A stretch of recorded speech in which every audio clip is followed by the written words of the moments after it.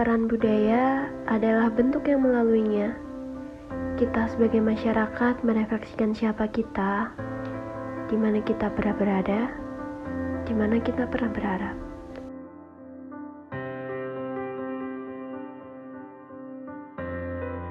Karena di sekitar kita ada sekian banyak macam kebudayaan yang berasal dari dua kebiasaan atau lebih yang berbeda.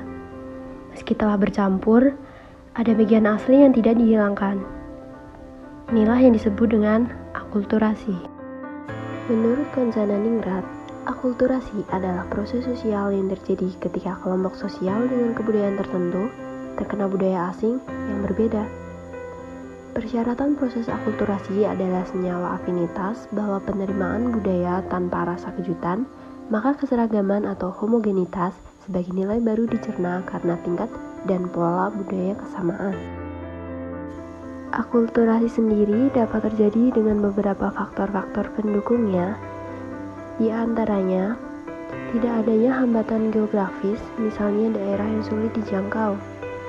Kemudian kebudayaan yang datang memberikan manfaat yang lebih besar daripada kebudayaan yang lama. Ada juga persamaan unsur budaya terhadap kebudayaan sebelumnya dan adanya kesiapan pengetahuan dan keterampilan tertentu. Toleransi juga sangat berpengaruh terhadap datangnya budaya baru dan bersikap terbuka atas adanya unsur kebudayaan baru yang masuk tersebut. Nah lantas, bagaimana akulturasi dapat terjadi? Jadi, akulturasi dapat terjadi dengan adanya kelompok manusia atau sosial yang mempunyai kebudayaan yang berbeda.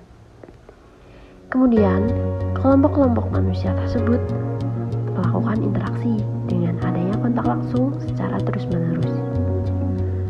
Toleransi yang membuat timbulnya perubahan-perubahan pola kebudayaan pada masing-masing kelompok sosial tersebut, yang kemudian diadaptasi dan muncullah nilai baru yang akan dicerna karena adanya kesamaan.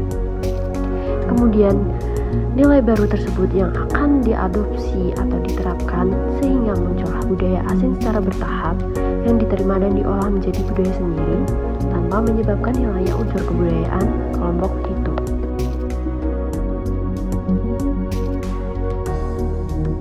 Apa itu asimilasi?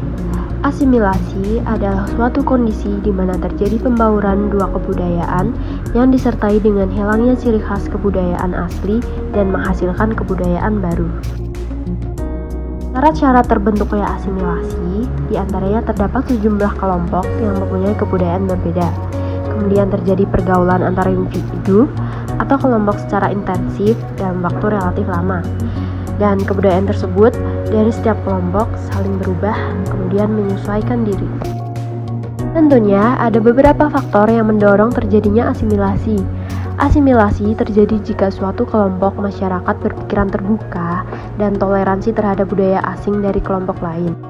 Proses asimilasi ditandai oleh usaha-usaha mengurangi perbedaan antara orang atau kelompok.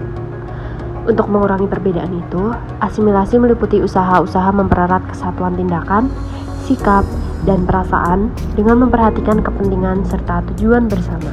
Kebudayaan bisa dikatakan sebagai hasil cipta rasa dan karsa manusia yang berupa hukum dalam arti adat istiadat, norma sosial, kesusilaan, kesenian, ilmu pengetahuan, dan religi.